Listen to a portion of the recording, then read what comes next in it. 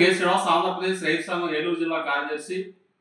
ఈరోజు రైతాంగ సమస్యల్ని పరిష్కారం చేయడంలో కూటమి ప్రభుత్వం చాలా నిర్లక్ష్యం చేస్తా ఉన్నది.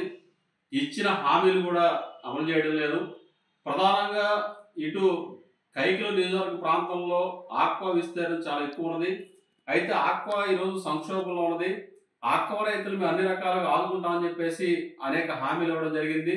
అయితే ప్రధానంగా విద్యుత్ సబ్సిడీ ఏదైతే ఉందో యూనిట్ రూపాయన్నరకు ఇవ్వాలని చెప్పి సబ్సిడీ ఏదైతే ఉందో అది పూర్తి స్థాయిలో రైతులకు అమలయ్యే పరిస్థితి కనిపించడం లేదు. రెండోది, ఈరోజు ఆక్వాకి ప్రధానంగా రొయ్యలు చేపలకి ధరలు పడిపోతా ఉన్నాయి. ఈ ధరలు పడిపోయినప్పుడు రైతులు తీవ్రంగా నష్టపోతా ఉన్నారు. కాస్త ఇవాళ రొయ్యలకి కాస్త ధర ఉన్నా సరే ఇవాళ ఎక్కడ కూడా దిగుబడి ఉన్న పరిస్థితి లేదు. పెట్టుబడులు చూస్తే విపరీతంగా పెరిగిపోతా ఉన్నాయి.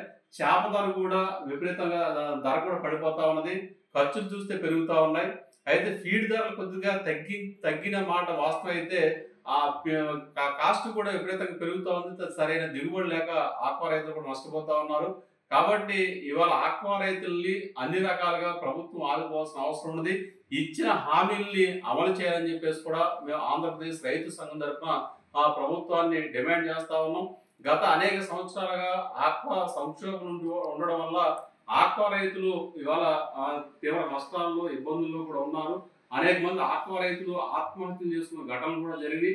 కాబట్టి ఈ నేపథ్యంలో ఆక్వా రైతుల్ని అన్ని రకాలుగా ఆదుకునే దానికోసం ఇవాళ రాష్ట్ర ప్రభుత్వం నిర్దిష్టమైన చర్యలు తీసుకోవాలని చెప్పేసి కూడా ఈ ప్రభుత్వాన్ని మేము కోరుతా ఉన్నాం.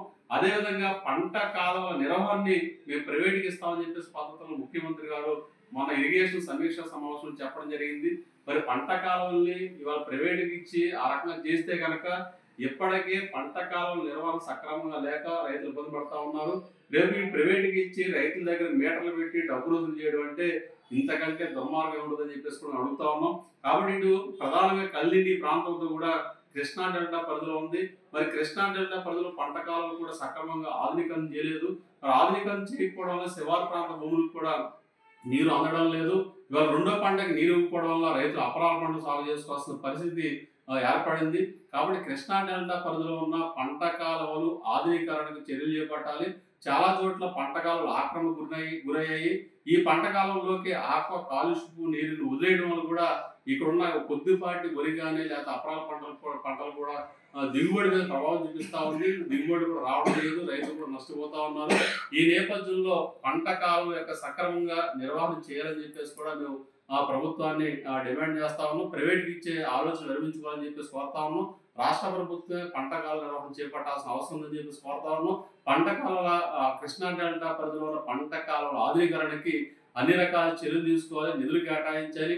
ఆ రకంగా నీటి సమస్యలు కూడా రాకుండా చర్యలు తీసుకోవాలని చెప్పేసి కూడా ప్రభుత్వాన్ని విజ్ఞప్తి చేస్తా ఉన్నాం.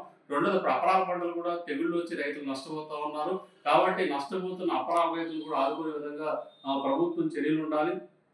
తెగుళ్ళు నివారణ చర్యలే కాకుండా దిగుబడులు తగ్గిపోయి నష్టపోతున్నారు. కాబట్టి ఆ రైతాంగానికి నష్టపరిహారం ఇచ్చి ఆదుకోవాలని చెప్పేసి కూడా మేము ఆంధ్రప్రదేశ్ రైతు సంఘం తరఫున కోరుతా ఉన్నాం. రైతాంగ సమస్యల పరిష్కారం కోసం ఈ ప్రభుత్వం అన్ని రకాల చర్యలు తీసుకోవాలి. లేని పక్షంలో రైతులు సమీకరించి ఆందోళన చేపడతామని చెప్పేసి సందర్భంగా మేము తెలియజేస్తా ఉన్నాం. మరిన్ని వీడియోస్ కోసం ఛానల్ ని సబ్స్క్రైబ్ చేయండి. లేటెస్ట్ అప్డేట్స్ కోసం వాట్సాప్ ఛానల్ ని ఫాలో అవ్వండి. అండ్ లింక్ డిస్క్రిప్షన్ లో ఉంది.